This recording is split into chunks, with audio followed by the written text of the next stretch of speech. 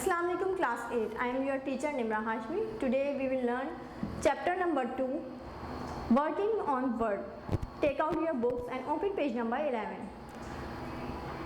अब हम जो वर्ड के बारे में यहाँ पे पढ़ने जा रहे हैं वो थोड़ा एडवांस है, यानी समझिए थोड़े मोर फीचर्स हम पढ़ेंगे। लेकिन क्लास 6 और क्लास 7 की जो बुक हमने पढ़ी है उसके अंदर हमने एडिटिंग एंड फॉर्मेटिंग के बारे में पढ़ चुके हैं। मैं यहाँ पे पैराग्राफ रीड कर रही हूँ, उसको सुनिए। इन बुक 1 and 2, यानी यहाँ क्लास 6 और क्लास 7 की बात की जा रही है। We learn how to edit and format a document. अभी मैंने बात की कि एडिटिंग एंड फॉर्मेटिंग के बारे में हम पढ़ चुके हैं। इसमें careful editing and formatting giving a polish look to a document. Editing और फॉर्मेटिंग क्या करता है, हमारे डॉक्यूमेंट को एक पॉलिश लुक देता है, एक खूबसूरती के साथ निखारता है हमारे डॉक्यूमेंट को। In this chapter we learn about some ways in which we can present information in a more organized and attractive way। अब हम जो इस चैप्टर में पढ़ने जा रहे हैं, क्लास 8 के जो चैप्टर 2 में जो हम पढ़ने जा रहे हैं, हम इसको मोर ऑर्गेनाइज करेंगे और अट्रैक्टिव लुक देंगे अपने डॉक्यूमेंट को। We will learn how to insert comment. हम अपने चैप्टर में पढ़ेंगे क्या हम कमेंट कैसे इंसर्ट कर सकते हैं, टेबल कैसे इंसर्ट कर सकते हैं, चार्ट कैसे इंसर्ट कर सकते हैं अपने डॉक्यूमेंट में, और इसके अलावा और दूसरे फीचर्स वर्ड डॉक्यूमेंट के अंदर हम किस तरह से यूज़ कर सकते हैं उसके बारे में हम इस चैप्टर में पढ़ेंगे। सबसे पहले हेडिंग जो हम पढ़ने जा रहे हैं वो है इंसर्टिंग अ कमेंट। इसके बारे में पूछ लेते हैं यहाँ पर। A comment is a remark और an opinion made by a person creating the document. यानी कमेंट एक रिमार्क है और एक ओपिनियन है। जो बंदा डॉक्यूमेंट लिख रहा होता है, क्रिएट कर रहा होता है, वो क्या करता है, एक अपना ओपिनियन या अपने रिमार्क वो उसके अंदर मेंशन करता है कमेंट में। द रिमार्क और opinion may be about some point made in the text. Comment जो है वो क्या हो सकता है, रिमार्क भी हो सकते हैं, ओपिनियन भी हो सकते हैं, किस तरह पॉइंट्स की सूरत में भी हो सकते हैं, जो टेक्स्ट के मुताबिक जो है हम उसके अंदर कुछ पॉइंट्स ऐड करते हैं। आपको मैं एग्जाम्पल दूँ। फॉर एग्जाम्पल अगर मैं कहूँ कि कंप्यूटर का जो मेन पार्ट है वो है CPU। CPU क्या है, ब्रेन ऑफ द कंप्यूटर है। अगर मैं ये कमेंट में मेंशन कर दूँ तो जो भी वर्ड कंप्यूटर आएगा वहाँ पर, तो वहाँ पे समझ लें एक नोट लिखा हुआ नज़र आ जाएगा, जिसको अगर नहीं भी पता तो वो उस कमेंट को पढ़ के जो है वो इजीली अपना जो है वो काम कर सकता है। Comment is not part of the text. लेकिन याद रखिएगा कमेंट जो है वो आपका टेक्स्ट का पार्ट नहीं है, but aim to point out some important aspect of the text to the reader. लेकिन कुछ जो है वो रीडर जो है वो क्या करता है, अपना इंपॉर्टेंट एस्पेक्ट दे देता है। Sometimes the reader might make his own comment. कुछ वक्त जो है वो रीडर जो है वो क्या कर रहा है, अपने ओन कमेंट्स देता है। यानी फॉर एग्जाम्पल अगर वो काम कर रहा है तो वो अपने लिए कुछ कमेंट्स लिख लेता है कि कहाँ कहाँ मुझे क्या क्या चीज़ें चाहिए वहाँ पर। वाइल रीडिंग द डॉक्यूमेंट, जब वो रीडिंग करने बैठता है अपने डॉक्यूमेंट के दोबारा से, फॉर एग्जाम्पल अभी एक दफ़ा एक डॉक्यूमेंट लिख दिया गया है, उसने क्या किया, अपना कमेंट साइड में लिख दिया उसके, ताकि जब भी वो डॉक्यूमेंट खोले तो वो उस कमेंट को पढ़ ले और उसके अंदर कुछ चेंजिंग करनी है या कुछ लिखना है या किसी भी वर्ड के मुताबिक उसने कुछ लिखा है, पॉइंट्स लिखे, तो उसको दोबारा जो है वो थॉरली दोबारा जो है वो रीड कर सकें। Let's see how we can insert a comment. आइए देखें हम कमेंट कैसे इंसर्ट कर सकते हैं।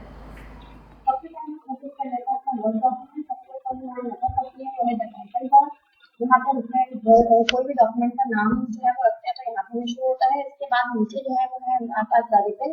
रिबन के ऊपर मौजूद होते हैं टैब्स और टैब्स के अंदर हमारे पास होते हैं लॉट्स ऑफ ऑप्शन। इन तमाम ऑप्शन की हम बात कर चुके हैं क्लास 6 और 7 में। और जो है यहाँ पे हम आपको पता है एडिटिंग एंड फॉर्मेटिंग में तमाम चीजें इस्तेमाल होती है। अब आ जाता है हम इंसर्टिंग एंड कमेंट की तरफ, जो हमारा का नया टॉपिक है। इंसर्टिंग एंड कमेंट, हम किस तरह कमेंट इंसर्ट कर सकते हैं। अगर हमें फॉर एग्जांपल कहीं पे भी कोई भी कमेंट इंसर्ट करना है तो सबसे पहले हम क्या करेंगे, अपने कर्सर को किसी भी टेक्स्ट के स्टार्ट में क्या करते हैं, बिगिनिंग में उसको प्लेस कर देंगे। यहाँ देखिए मैंने प्लेस कर दिया अपने कर्सर को। अब मैं क्या करूंगी, यहाँ पे जाऊंगी रिव्यू टैब में। रिव्यू टैब पे क्लिक करके मैं जैसे मैं ओपन करूंगी तो यहाँ पर मुझे न्यू कमेंट का ऑप्शन नजर आएगा। ये याद रखिएगा, कमेंट ग्रुप में गए हैं, ये कमेंट ग्रुप कहलाता है। ये देखिए ये हमारे सारे ऑप्शन है, ये कमेंट ग्रुप कहलाता है। कमेंट ग्रुप के अंदर न्यू कमेंट का ऑप्शन मौजूद है यहाँ पर। जैसे मैं यहाँ क्लिक करूंगी तो ये यहाँ पर देखिए कंप्यूटर में क्या कर लिया है, हाईलाइट कर लिया है और यहाँ पे मुझे कमेंट का ऑप्शन दे दिया है। ये जो हमारे पास कहलाता है ये रेफरेंस नंबर कहलाता है हमारे पास। और आ जाइए अब हम यहाँ पे क्या कर रहे हैं अपने, और ये जो लाइन हमारे पास नंबर शो कर रही है, ये लाइन हमारे पास फिर शो हो रही है ताकि बता सके कि इस कमेंट बॉक्स का लिंक जो है वो इस वर्ड से है। यहाँ पे हमने ये बात कर ली है। इसके बाद हम क्या करेंगे, रेलेवेंट टेक्स्ट हम यहाँ पर लिख सकते हैं। इसके मुताबिक कोई भी टेक्स्ट है मैं यहाँ लिखूंगी। यहाँ पे जैसे मैंने लिख दिया ये स्टोरेज डिवाइस, यहाँ मैंने इससे मुतालिक लिख दिया computer is a storage device. अब मुझे यहाँ जाकर मैंने यहाँ कमेंट बॉक्स के अंदर मैं कमेंट लिख दिया। जैसे ही मैं लिख लूंगी मैं क्या करूंगी, कहीं के ऊपर कहीं पे भी जो है वो अपने कर्सर को क्लिक कर दूंगी तो हमारे पास क्या हो जाएगा, कमेंट हमारे पास यहाँ पे मेंशन हो जाएगा। जब भी मैं इस कमेंट पे आऊंगी यहाँ पे डॉटेड लाइन से जो है मुझे शो करेगा कि ये कमेंट जो है इस वर्ड से रेलेवेंट है। फिर हम क्या करेंगे, हमने यहाँ पे कहीं पे भी क्लिक कर दिया है। क्लिक करने के बाद हम क्या करेंगे, अगर मुझे चेंज करना है इस कमेंट को या इसके अंदर कुछ और चीजें ऐड करनी है, मैं क्या करूंगी, फौरन जो है इस कमेंट बॉक्स की तरफ जाऊंगी और कमेंट बॉक्स की तरफ जाने के बाद मैं क्या करूंगी, इसके अंदर के साइड जो है वो क्लिक कर दूंगी। जैसे मैं क्लिक करूंगी तो देखिए यहाँ पे मेरा कर्सर जो है वो ब्लिंक करना शुरू कर दिया है। मैं अब इसके अंदर कोई भी चेंजिंग कर सकती हूँ, एडिट कर सकती हूँ। अगर मुझे इसको डिलीट करना है तो मैं क्या करूंगी, इसी कमेंट बॉक्स से अंदर रहते हुए राइट क्लिक करूंगी अपने माउस का। राइट क्लिक करने के बाद देखिए यहाँ पर मौजूद आ रहा है डिलीट कमेंट। डिलीट कमेंट क्या करूंगी, मैं यहाँ से डिलीट करने का करूंगी तो कमेंट डिलीट हो जाएगा, यानी हमारे पास क्या हो जाएगा, कमेंट डिलीट और मेन्यू डिसअपियर हो जाएगा हमारा। ये तो बात हो गई हमारे पास इंसर्टिंग कमेंट की। अब हम नेक्स्ट हेडिंग पेज नंबर 12 के ऊपर पढ़ने जा रहे हैं, इंसर्टिंग अ वाटरमार्क। वाटरमार्क क्या है, किस तरह इंसर्ट होता है, उसके बारे में हम पढ़ेंगे। यहाँ पर पेज नंबर 12 के ऊपर है हम inserting a watermark. A watermark is an item of text or a picture that is used as a background of a document. Watermark क्या कहलाता है, यानी कोई भी टेक्स्ट या कोई भी पिक्चर जो हमारे डॉक्यूमेंट के बैक साइड पे हमें नजर आ रहे होते हैं उसको कहते हैं हम watermark. It give a professional look to the document. ये एक प्रोफेशनल लुक देता है हमारे डॉक्यूमेंट को। You can also use your name as a watermark. आप अपना नाम या फॉर एग्जाम्पल अपने इंस्टीट्यूट का नाम या अपने इदारे का नाम भी जो है आप वाटरमार्क के थ्रू अपने डॉक्यूमेंट्स के अंदर मेंशन कर सकते हैं। To given a professional touch of your document, एक प्रोफेशनल टच लगता है इसके अंदर। It is important for the watermark to be lighter in shade than the text so that it does not interfere with the text itself. अगर for example जितना dark हमारे पास ये लिखा हुआ है, अगर इतने ही डार्क जो है वो बैक साइड के ऊपर बैकग्राउंड में कुछ लिखा हुआ है हमारे पास, तो हमारे क्या होगा, टेक्स्ट जो है वो डिस्टर्ब हो जाएगा। तो हम क्या करते हैं, इस टेक्स्ट से लाइटर शेड का जो है वो वाटरमार्क रखते हैं ताकि हमारा वाटरमार्क नज़र भी आए और हमारे टेक्स्ट को डिस्टर्ब भी ना करे।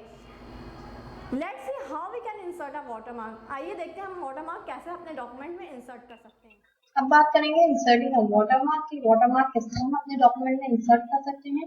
तो सबसे पहले हम आ जाएंगे डिजाइन के टैब के ऊपर। मेरे पास जो है वो डिजाइन के टैब में जो है वो मौजूद है वाटरमार्क का option.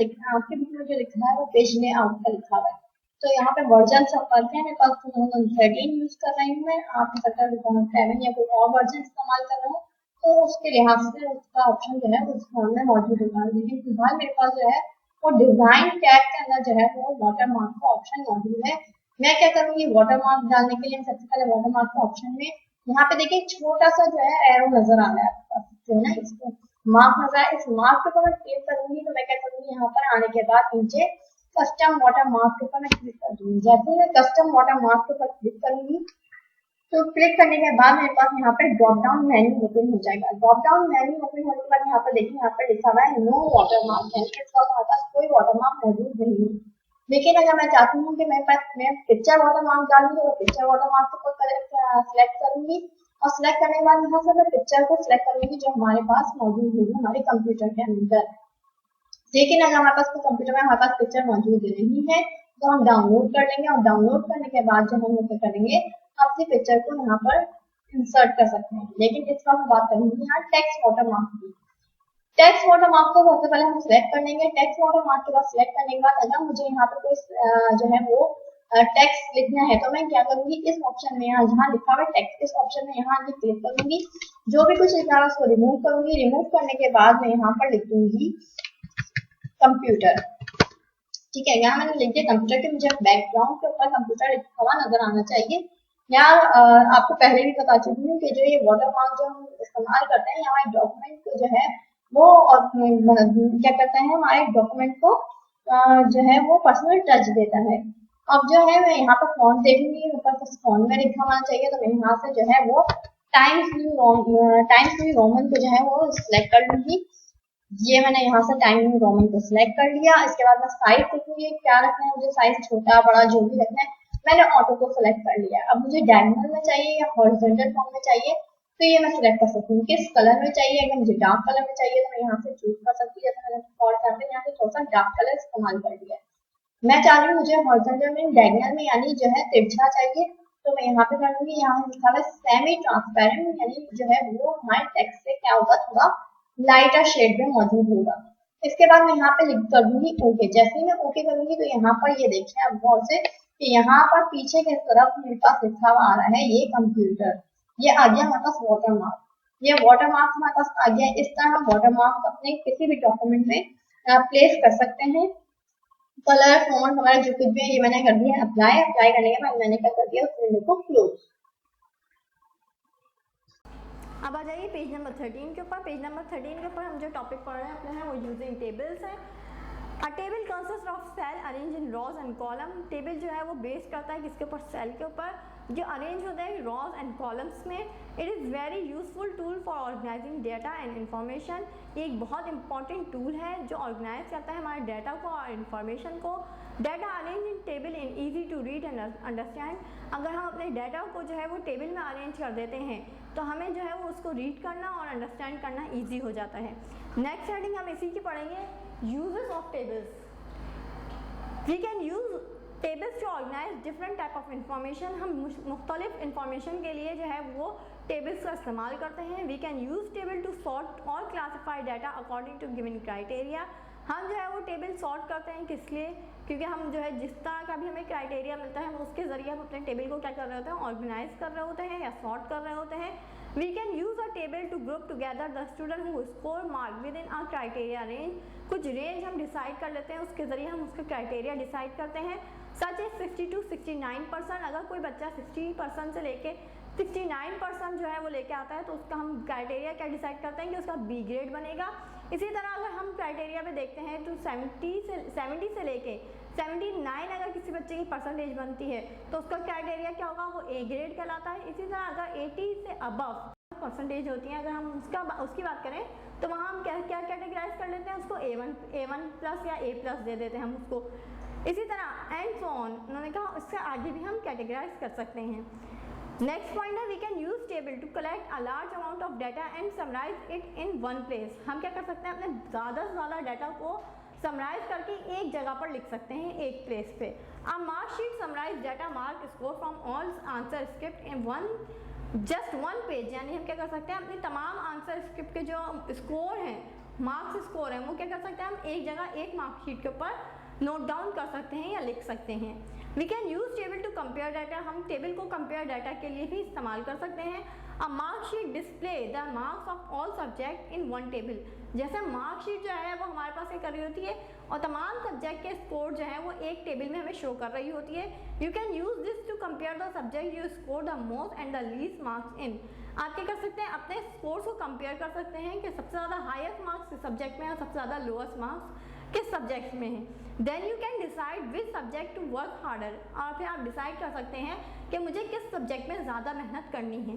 This would be difficult if you had to read through all your examination answer script. अगर आपको तमाम आंसर स्क्रिप्ट जो है वो कह दिया जाए कि आप इसको रीड कीजिए या इसको दोबारा से देखिए, तो आपके लिए वो मुश्किल होगा बनिस्बत इसके कि आप मार्कशीट से देख के उसके स्कोर में ये देख सकें कि कौन से मार्क्स जो है हमारे हाईएस्ट हैं और कौन से मार्क्स लोएस्ट हैं। तो आप उसमें कंपेयर कर सकते हैं बनिस्बत के आपके तमाम आंसर स्क्रिप्ट को लेकर आप दोबारा से उसको थॉरली रीड करें।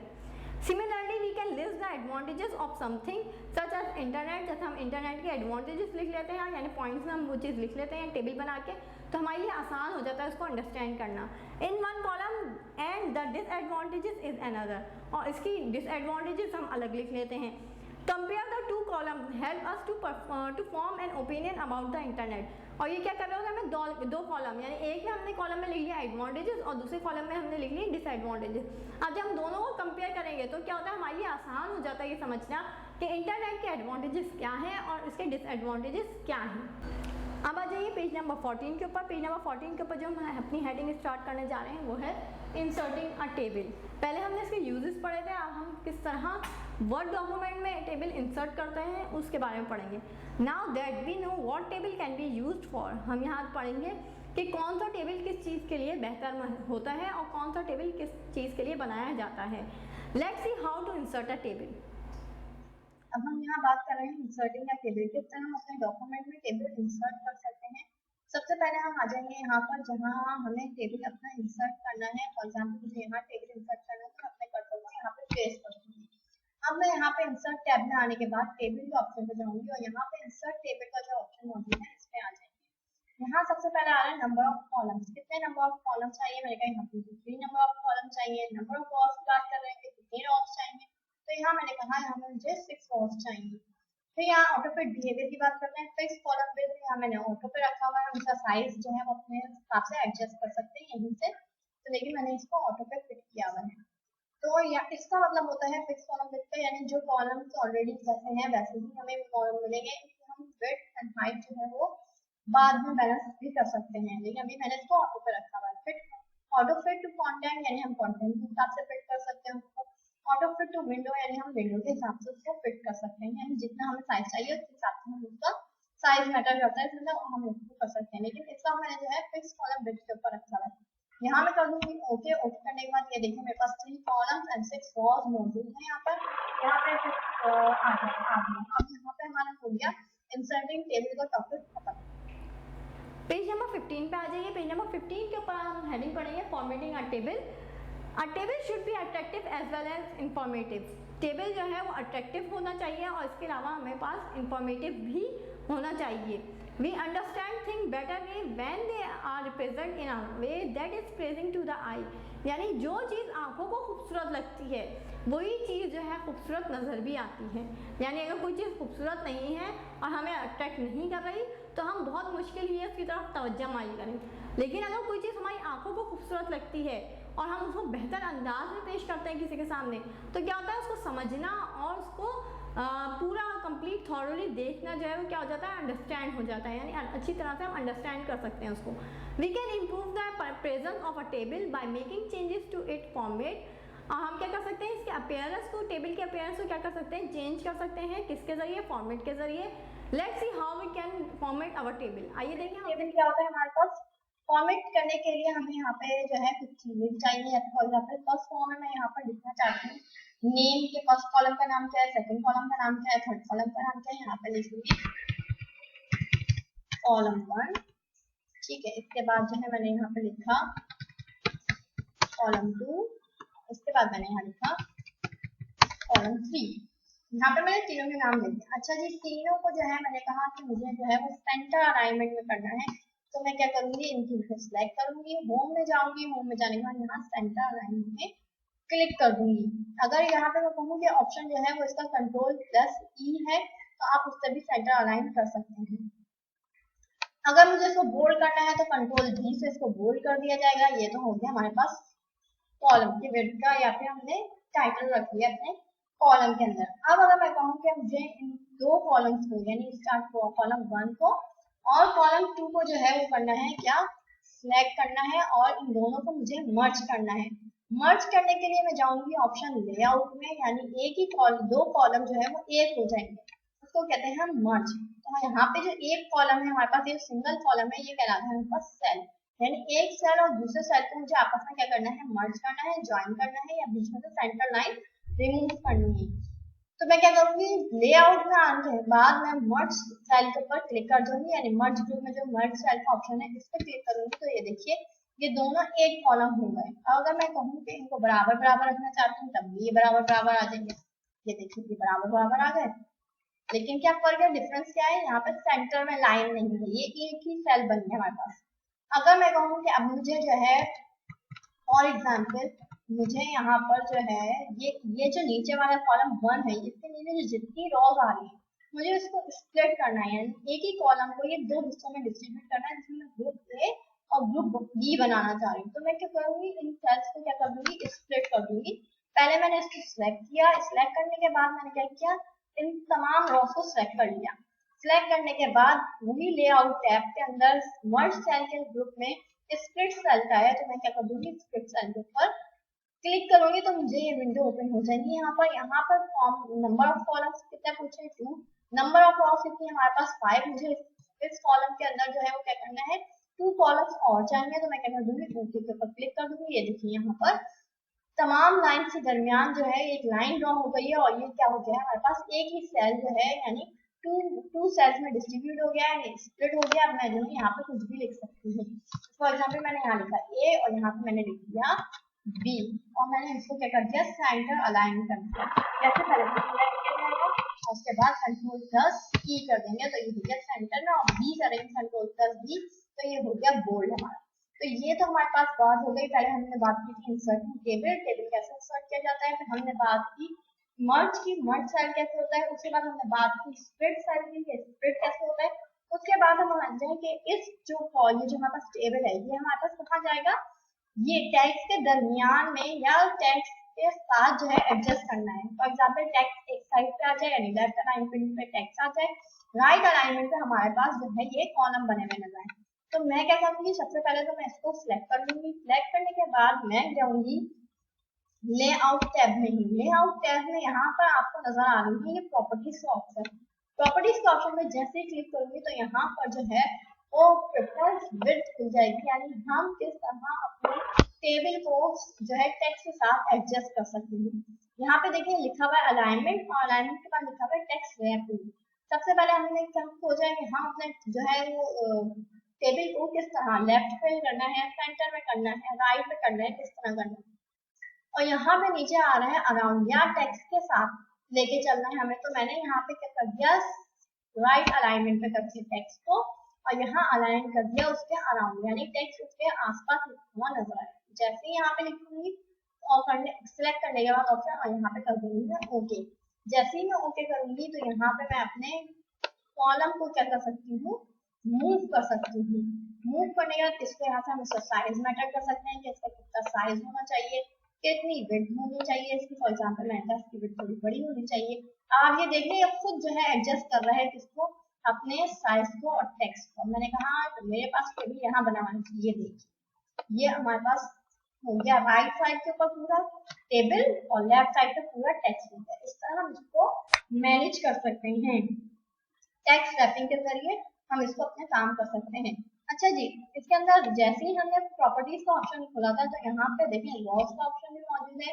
क्या अगर हम इसको रिपीट करना चाहें रॉस को वो भी कर सकते हैं। कॉलम के ऑप्शन मौजूद हैं। इसी तरह अगर हम एक सेल में कोई काम करना चाहें, जैसे हम कुछ सेल के अंदर टॉप के ऊपर कुछ लिखना चाहें, सेंटर में उस सेल में कुछ लिखना चाहें या बॉटम पे हम कुछ लिखना चाहें तो हम यहाँ से इसकी सेटिंग भी कर सकते हैं।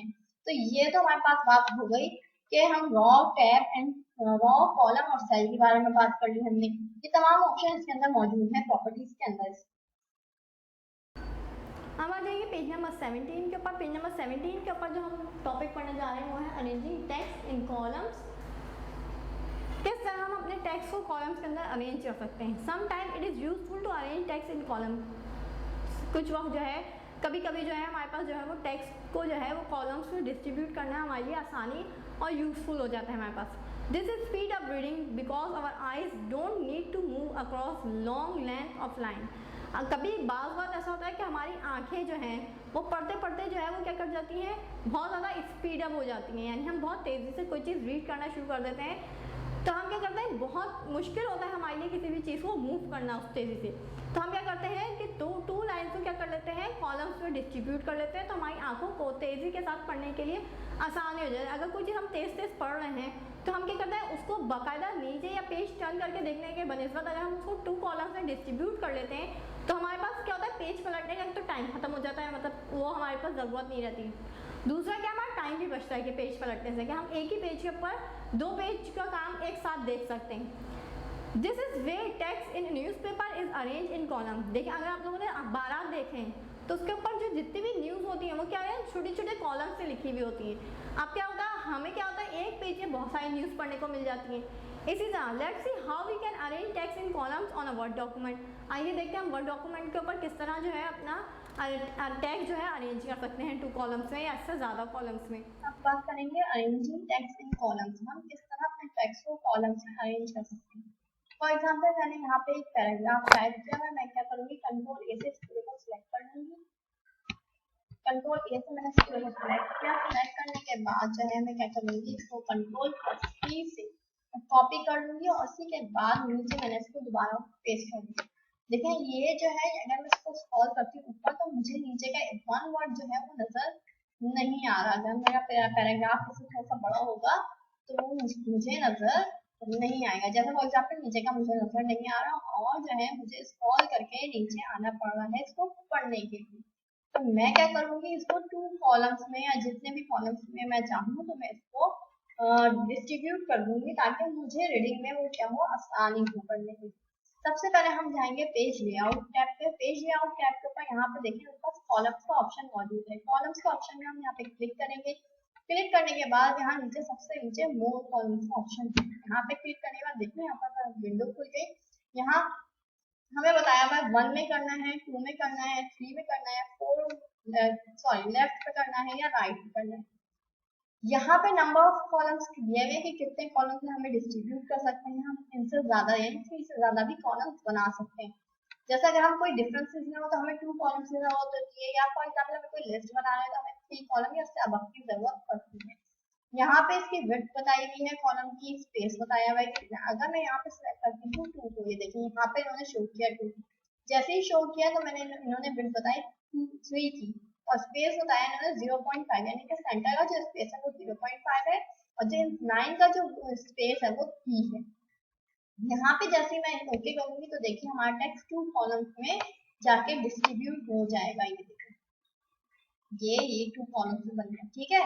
अगर मैं इसको फॉर एग्जाम्पल कर देती हूँ, अगर मेरे पास इससे ज्यादा मटेरियल होता तो अगर ये यहाँ से मैं दोबारा इसको यहाँ पे पेस्ट कर दूँ तो ये जो है जितना ज्यादा मटेरियल है वो हमारे पास 2 कॉलम्स में नजर आना शुरू हो जाएगा। ये देखिए जो भी टैग्स है हमारे पास वो 2 कॉलम्स में नजर आ रहा है। अगर मैं कहूँ कि मैं इसी को जो है 3 कॉलम्स में डिस्ट्रीब्यूट करूंगी तो ये 3 कॉलम्स में बन जाएगा। ये देख रहे हैं आप, ये कितनी लाइन्स हो गए थे, 3 कॉलम्स बन गए। यहाँ पे 1, ये 1, 2 और ये 3 कॉलम्स बन गए।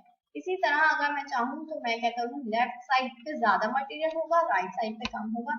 ये देखिए इसी तरह अगर मैं कहूँ राइट साइड पे ज्यादा मटेरियल होगा, लेफ्ट साइड पे कम होगा, तो ये देख लीजिए।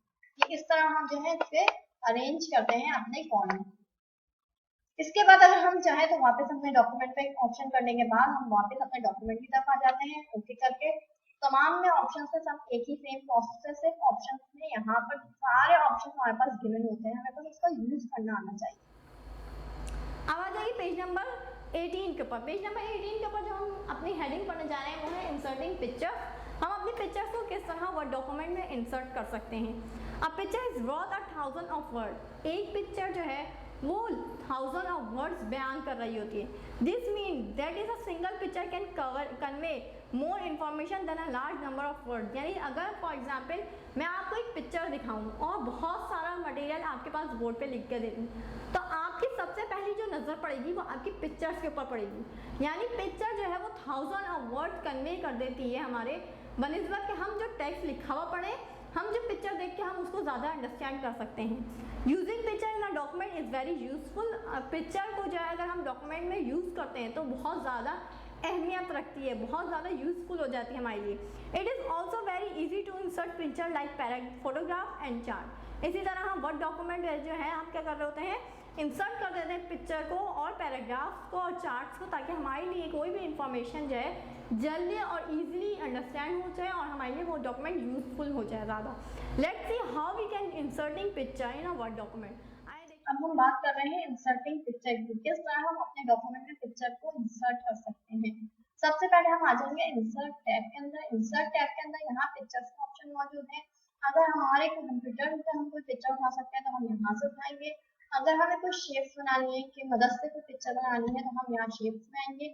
फॉर एग्जाम्पल मैंने ये वाला शेप जो है ये वाला सिलेक्ट कर लिया मैंने, यहाँ पे ये shape for example square shape select कर लिया मैंने। जैसे सिलेक्ट करूंगी तो मैं यहाँ पे ऊपर यहाँ पे क्या कर दूंगी, इसको ड्रॉ कर दूंगी। ये देखिए ये ड्रॉ हो गया हमारे पास। इसमें हम यहाँ पे ये देखिए कलर्स आ रहे हैं, डिफरेंट कलर्स हैं, डिफरेंट ऑप्शन है। हम अपनी मर्जी से जो है कोई भी कलर कर सकते हैं।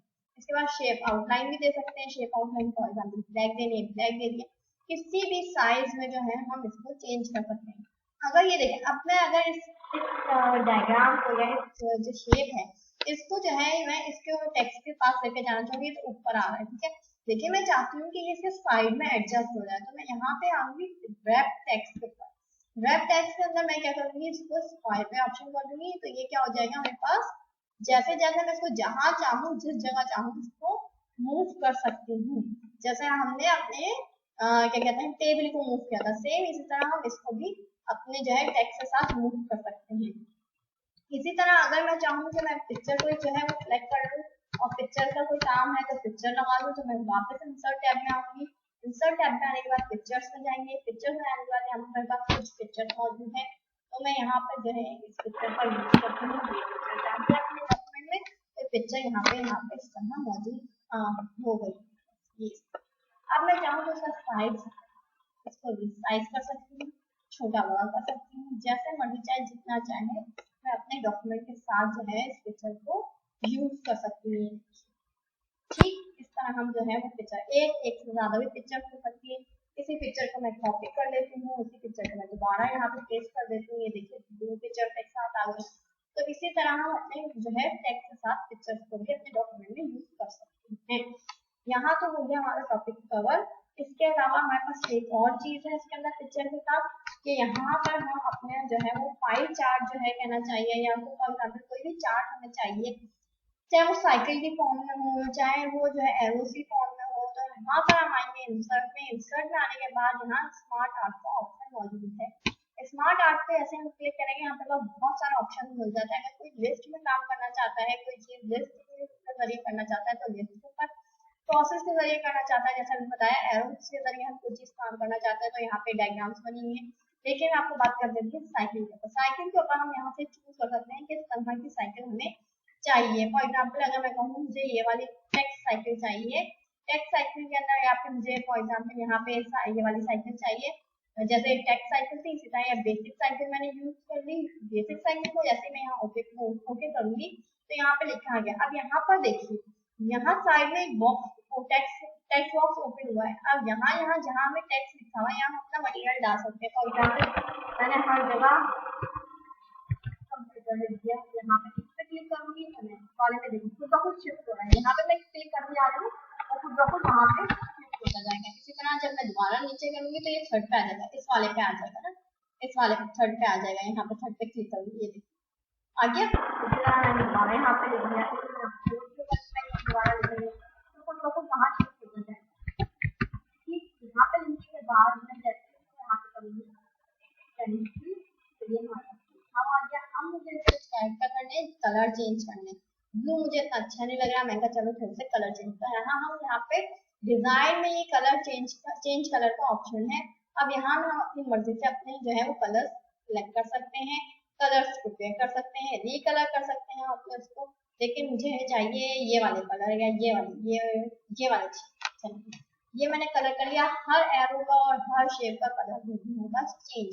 हम जो मर्जी चाहे कॉलम्स में लिख सकते हैं। इसका साइज बड़ा करना चाहें तो हम इसका साइज भी बड़ा कर सकते हैं।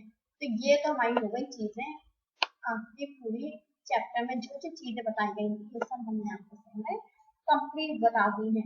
इसके अलावा यहाँ पे और से बहुत सारे लॉट्स ऑफ ऑप्शन है। अगर आप चाहें तो जो है अपने वो ऑप्शंस की मदद से आप चीजों को चेंज कर सकते हैं, अपने लिहाज से अपने डॉक्यूमेंट के साइज के हिसाब से जो है अरेंज कर सकते हैं, पेस्ट कर सकते हैं उसके अंदर। ये तमाम वो चीजें हैं जो आप अपने ऑप्शन के जरिए और ज्यादा जो है वो अपना काम कर सकते हैं। बेसिक आपको बता दिया गया है, इसके अलावा आप आगे जितना इसके इन्वॉल्व होंगे उतना ज्यादा आप अच्छा काम कर सकते हैं। तो ये तो हमारे पास हो गई चीजें और हमारा हो गया यहाँ का हमारे बुक का टॉपिक खत्म।